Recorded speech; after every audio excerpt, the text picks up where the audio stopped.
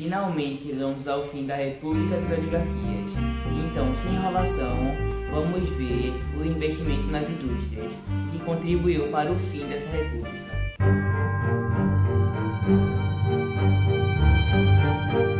As indústrias brasileiras começaram a se desenvolver no fim do século XIX e estavam totalmente ligadas ao desenvolvimento da cafeicultura. Isso foi se invertendo gradualmente com a abolição da escravidão e com o incentivo à vinda de imigrantes no Brasil. As atividades econômicas foram se diversificando e fortalecendo o mercado interno. Mas o que realmente estimulou a transformação da situação econômica do Brasil foram os resultados da Primeira Guerra Mundial, e isso abalou o mercado internacional do café. A guerra fez com que países da Europa se concentrassem na produção de armamentos, diminuindo a exportação de máquinas para países menos industrializados, como o Brasil. Sendo assim, sem máquinas suficientes, a produção de café declinou, o que impulsionou a criação de um parque industrial para estimular o desenvolvimento e a utilização de máquinas produzidas no país. A necessidade de o Brasil se industrializar ganhou um dramático impulso com a crise de 29, também chamada de a Grande Depressão, o que afetou o mundo ocidental. Dessa forma, foi criado no Brasil um regime de substituição de importações, que tinha o objetivo de produzir artigos que até então eram exportados de outros países.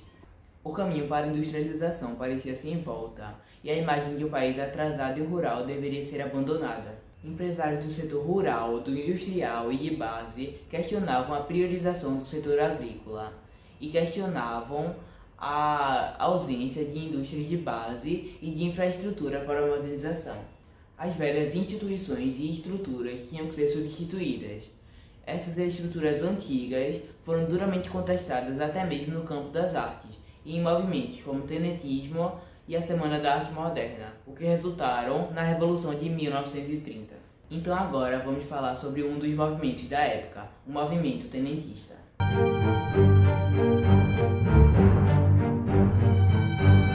Como vimos no vídeo da Proclamação da República, foi um golpe militar, que deu muito prestígio às Forças Armadas no Brasil. Outro evento que deu prestígio aos militares foi a pequena participação do Brasil na Primeira Guerra Mundial. Com relevância garantida, alguns setores militares, principalmente de baixo oficialato, viram-se no direito de fazer oposição a certas práticas da República das Oligarquias. Para os militares influenciados pelo positivismo, o país deveria ser governado por um poder centralizado e passar por uma reforma de moralização da política. Para eles, o voto deveria ser secreto, as fraudes eleitorais deveriam ser duramente combatidas e o governo deveria ter um projeto de criação de um parque industrial com forte participação do Estado. Em várias regiões do Brasil, um grupo de militares, os tenentes, realizaram diversas rebeliões, como a de 1922, no momento da posse do presidente Arthur Bernardes. Naquele evento que ficou conhecido como a Revolta dos 18 do Forte, a ideia era aproveitar a posse do presidente para começar uma insurreição militar nos fortes e quartéis da cidade.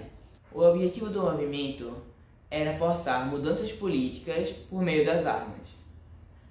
No início de julho de 1922, ocorreu uma revolta liderada pelo capitão Euclides Hermes da Fonseca. E sim, ele era o filho do ex-presidente Marechal Hermes da Fonseca. Ele assumiu o controle do Forte de Copacabana, esperando que ocorressem outros levantes militares no resto do país, e assim que ocorresse a derrubada do governo federal.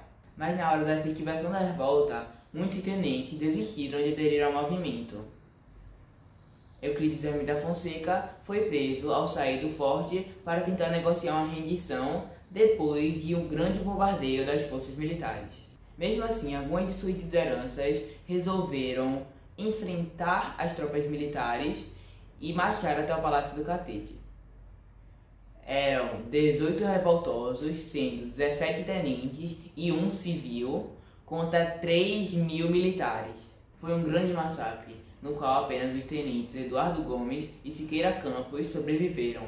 Em 1924, também tiveram revoltas em São Paulo e no Rio Grande do Sul. Os revoltosos atacaram diversas cidades paulistas, mas foram repreendidos, então encaminharam-se para o interior. De São Paulo, os tenentes se dispersaram para a parte sul do país, onde, depois de algumas lutas, decidiram se juntar e formaram uma coluna militar, liderada por Luiz Carlos Prestes. E guarde esse nome, viu? Porque ele vai ser muito importante mais pra frente. Militares como Siqueira Campos e Miguel Couto, que lutaram na revolta dos 18 do Forte, auxiliaram Prestes no movimento que ficou conhecido como Coluna Prestes. Após várias lutas e derrotas, a Coluna Prestes retirou-se do território brasileiro e procuraram refúgio em outros países. Agora vamos falar sobre outro movimento, a Semana da Arte Moderna.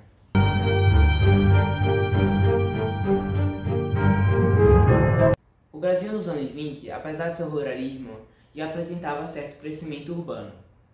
Elementos que representavam modernidade chegavam às cidades brasileiras, principalmente no Rio de Janeiro e em São Paulo. Dentre esses elementos haviam transportes cada vez mais rápidos, meios de comunicação mais dinâmicos e imprensa escrita a todo vapor. Além disso, disseminavam-se no país o cinema e a fotografia, entre outros aparatos modernos. Nas cidades, os costumes também se modificavam, seguindo as novas tendências europeias, que eram chamadas de civilizadas. O hábito de frequentar cafés, a imitação da moda parisiense e a procura do francês como segunda língua. Eu me lembro até que minha avó falou recentemente que na escola ela aprendia francês e não inglês, pois naquela época e até mais ou menos os anos 50, o francês era a língua universal. Então, todas essas práticas tornaram-se comuns entre as pessoas da elite brasileira, que circulavam nas maiores cidades do país.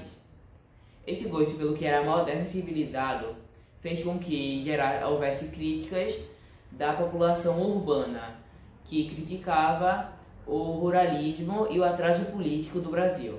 Para eles, que eram chamados de modernistas, as artes brasileiras deveriam se basear nas experiências das vanguardas europeias.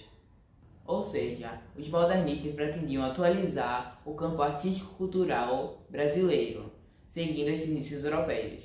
A ideia era recorrer à inovação para assim buscar a singularidade das artes brasileiras.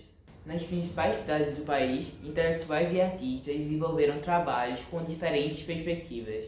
A Semana da Arte Moderna de 1922 ocorreu na cidade de São Paulo e foi o grande marco da revolução no campo das artes brasileiras. Logo de imediato, o evento causou impacto negativo no público, chocado com a quebra de padrões propostos pelos artistas. Mas logo, o evento mostrou seu caráter revolucionário e contestador, o que mudou para sempre a concepção da arte e cultura no Brasil. Mas agora vamos ver as consequências desses dois movimentos, a Revolução de 1930.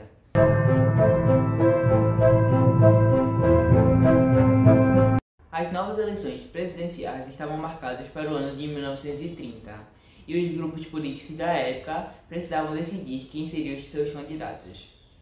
O presidente Washington Luiz estava interessado em indicar como candidato o outro paulista, o então governador Júlio Prestes, mas não confunda ele com Luiz Carlos Prestes. São pessoas totalmente diferentes, não são parentes nem nada. Mas como vimos no primeiro vídeo da República das Oligarquias, a política do café com leite era baseada no revezamento para saber quem ia ser o presidente. Uma vez tinha que ser um presidente paulista e outra vez tinha que ser um presidente mineiro. Mas Washington Luiz era paulista e ele indicou Júlio Prestes, que também era paulista. Aí você vê a confusão. Então as oligarquias do Rio Grande do Sul, da Paraíba e de Minas Gerais negaram apoio à candidatura do Júlio Prestes. Então eles formularam um projeto político paralelo, a Aliança Liberal, que tinha como apoio os tenentes dos movimentos tenentistas e a população dos setores médios urbanos. Para concorrer contra Júlio Prestes, a Aliança Liberal propôs a candidatura do gaúcho Getúlio Vargas e como vice o paraibano João Pessoa. A Aliança Liberal tinha como projeto o voto secreto, a independência do judiciário, a anistia dos tenentes que lutaram nos movimentos tenentistas, reformas trabalhistas, entre outros. As eleições foram acirradas e o candidato Júlio Prestes venceu a disputa. Mas um evento inesperado mudou a história política do país.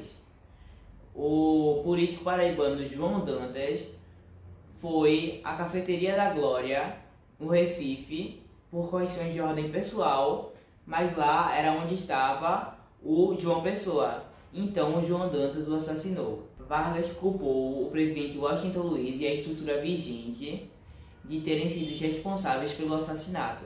Tropas do movimento tenentista foram convocados junto com os setores médios urbanos e seguiram Vargas em uma marcha do sul até o Rio de Janeiro. O presidente Washington Luiz, isolado politicamente e abandonado pelos setores importantes do exército, não teve como se defender, então teve que abandonar seu governo. Em 24 de outubro de 1930, iniciava-se um novo período no Brasil, a Era Vargas. Espero que tenham gostado, deixe seu like, se inscrevam no canal e me digam nos comentários os assuntos que vocês querem que eu explique para vocês. Até a próxima!